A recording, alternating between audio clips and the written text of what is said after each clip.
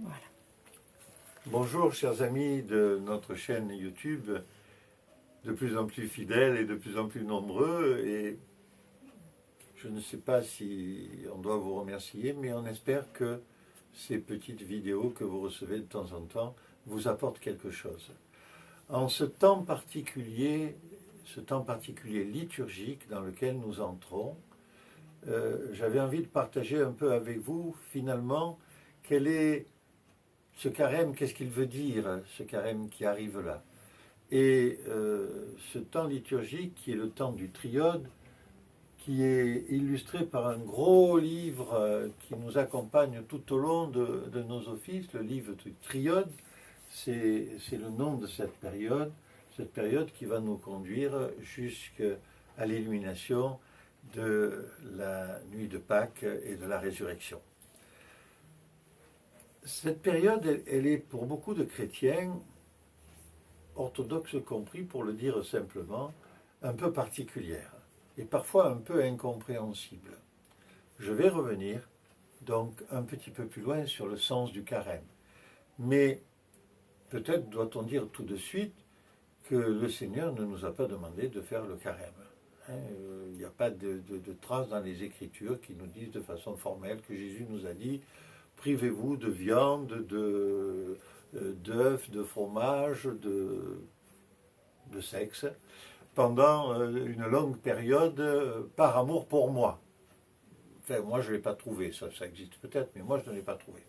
En revanche, les pères de l'Église, dans leur sagesse des premiers siècles, avaient très vite, au fur et à mesure que s'est construite finalement la religion chrétienne, avaient très vite compris que l'homme, prisonnier de sa nature humaine, conséquence de l'exil d'Adam, c'est-à-dire de la sortie du paradis terrestre, ne pouvait pas, on dirait aujourd'hui en langage Jones, être plugué sur Dieu en permanence. Il ne pouvait pas être branché sur le Seigneur en permanence, et que donc il fallait peut-être l'aider à, de temps en temps, se ressaisir pour essayer justement de se rapprocher de Dieu. Alors, dès le 1er siècle, il y a des jours de carême. Jusqu'au 4e siècle, il y a un carême qui se fait, ça dépend des régions du monde.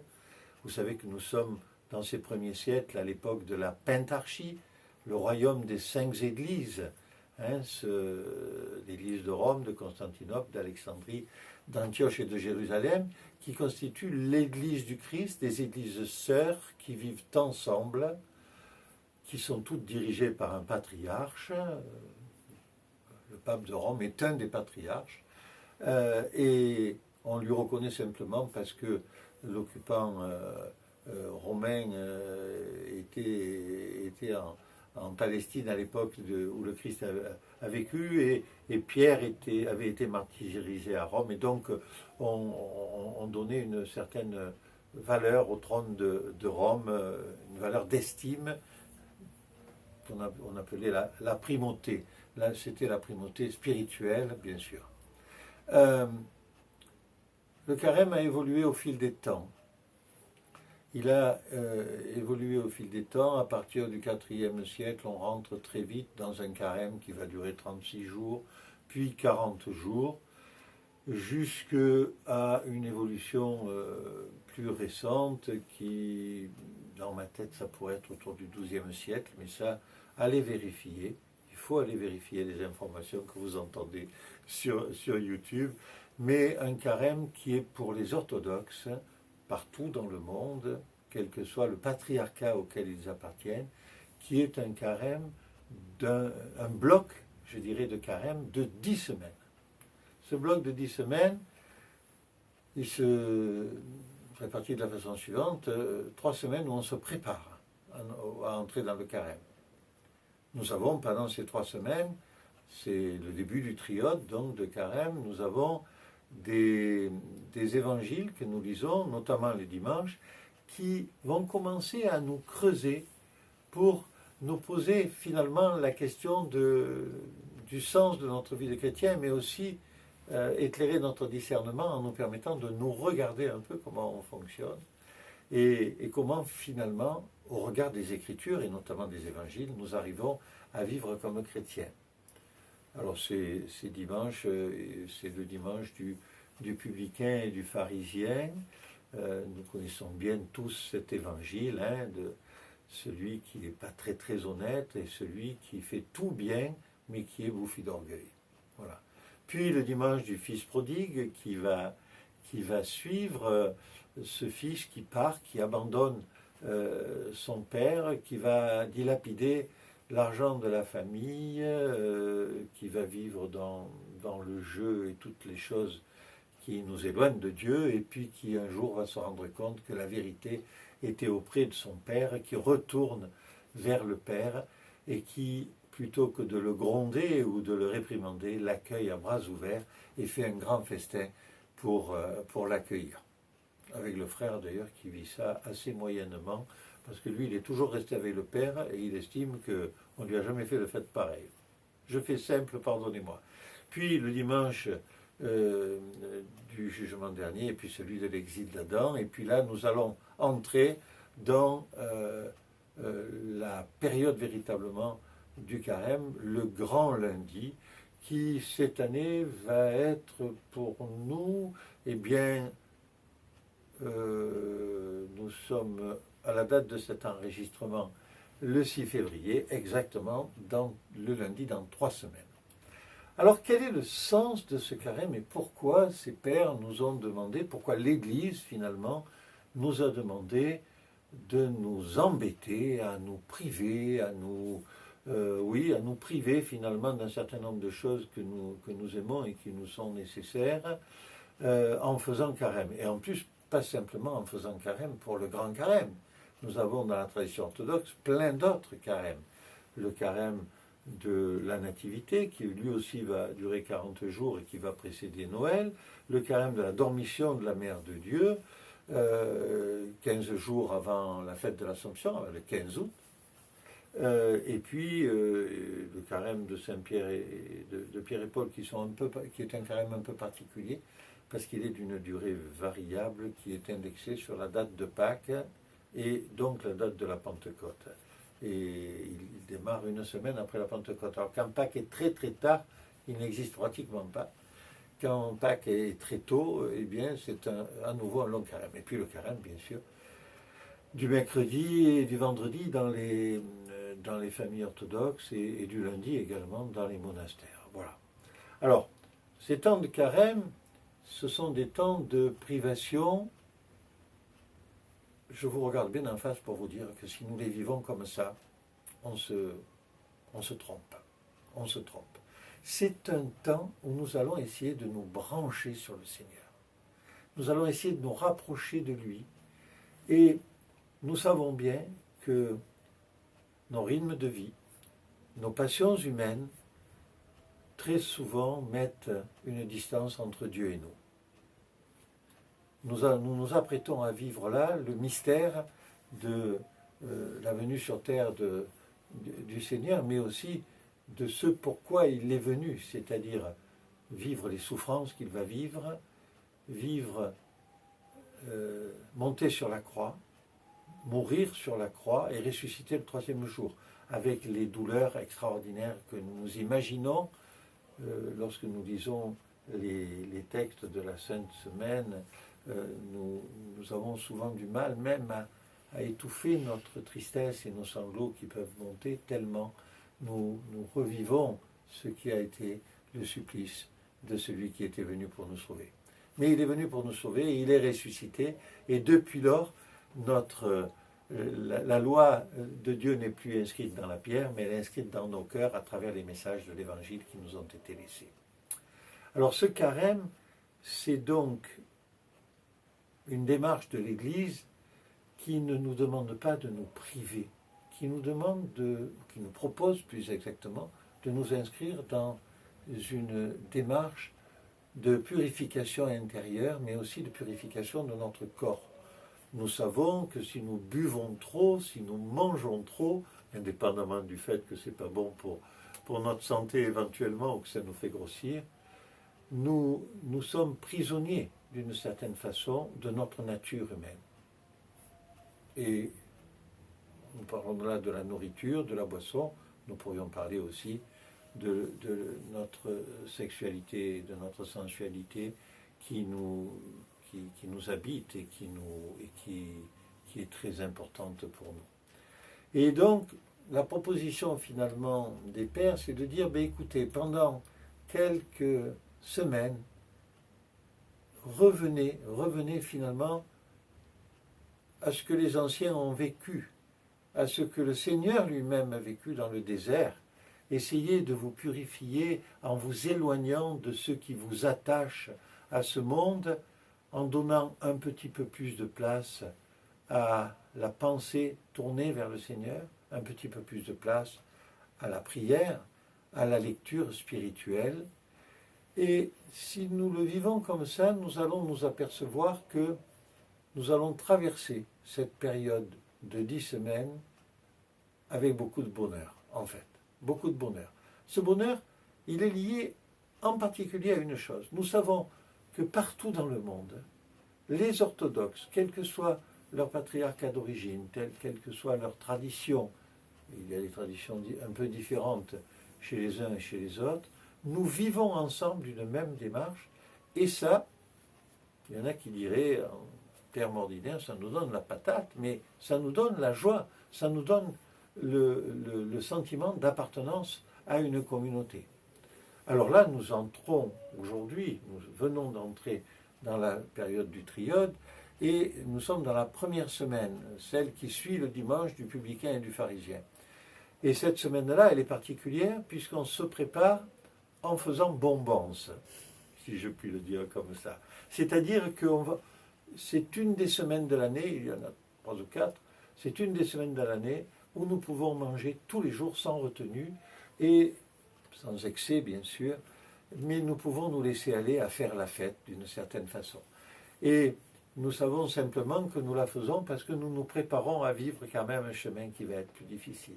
La semaine suivante, celle qui suivra la semaine du Fils prodigue, c'est une semaine où nous allons être standards, entre guillemets, c'est-à-dire nous allons essayer d'être dans une démarche de carême le mercredi et le vendredi, et puis le reste du temps, nous vivrons notre foi orthodoxe selon ce que nous sommes capables de faire et selon la conscience de chacun, en lisant, en priant le matin, en priant le soir, en essayant de lire l'évangile du jour, peut-être, enfin, tout ceci appartient à chacun. Et puis, la semaine d'après va être une semaine particulière, puisque nous allons abandonner la chair animale, toute viande. Et nous allons pouvoir continuer à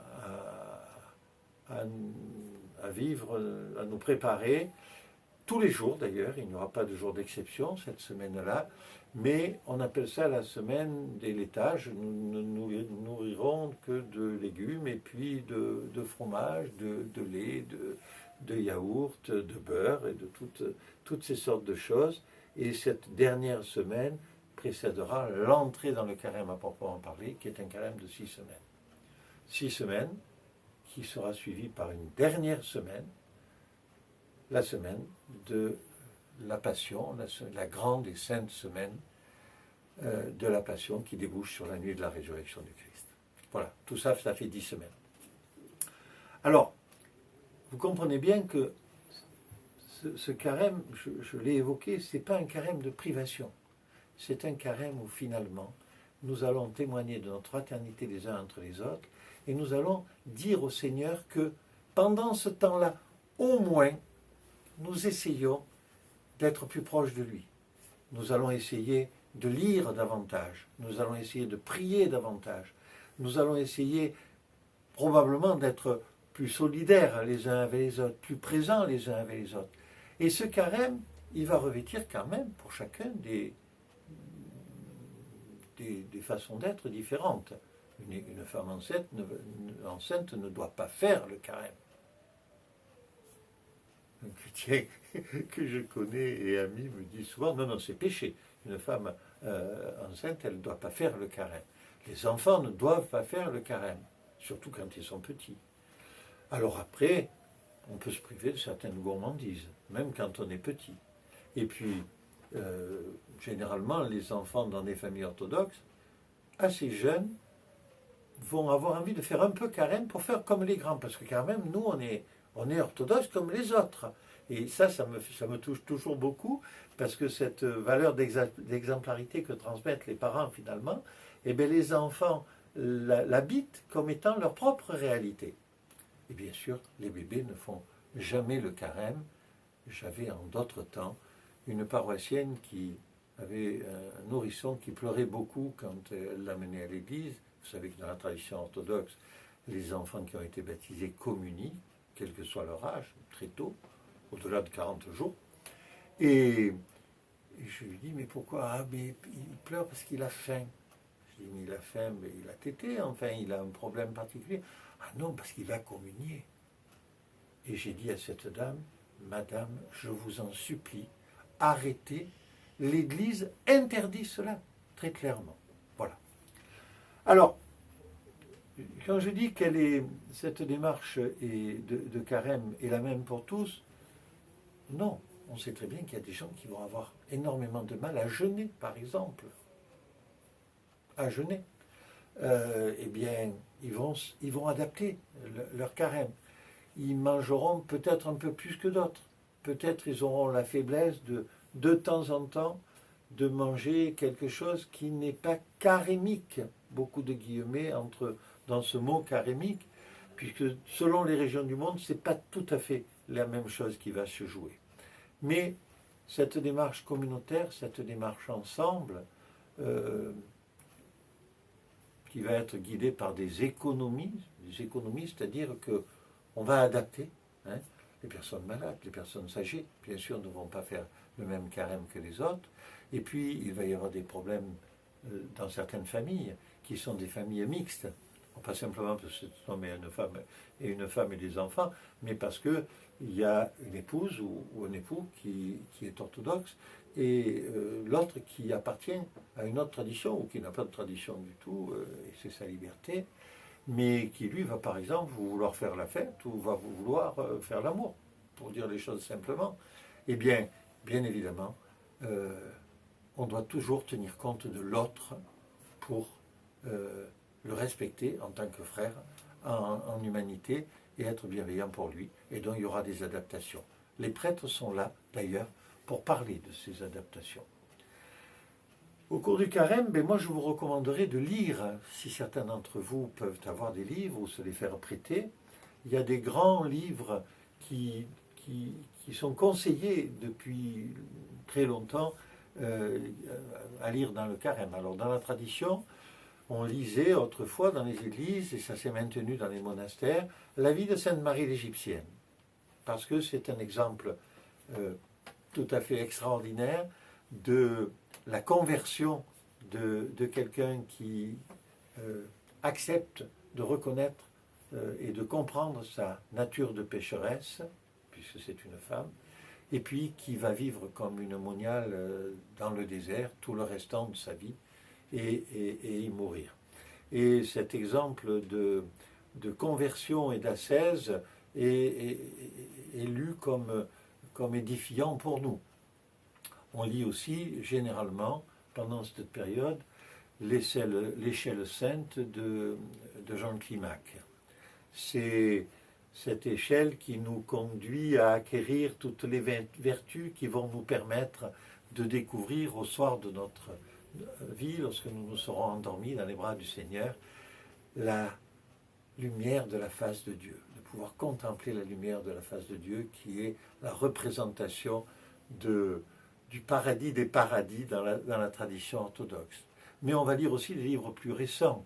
Je voudrais proposer à la lecture de ceux qui ne le connaîtraient pas le livre du père Alexandre Schmemann qui s'appelle Le Grand Carême, qui est pour beaucoup d'orthodoxes occidentaux, c'est traduit en de nombreuses langues, mais en français, et c'est toujours édité, l'un des cheminements qui nous permet de mieux comprendre notre carême. Et puis, un livre qui est plus récent, qui est une lecture pour tous les jours de carême de Bernard Le Carreau, qui s'appelle lui aussi Le Grand Carême, et qui là propose pour tous les jours à partir d'aujourd'hui des lectures et des prières particulières. Voilà, j'espère que je vous ai éclairé à travers cette modeste présentation du carême. Et puis nous nous retrouverons dans des jours futurs pour parler peut-être des rituels des temps de carême. Je vous souhaite une bonne continuation de votre vie et que le Seigneur vous bénisse.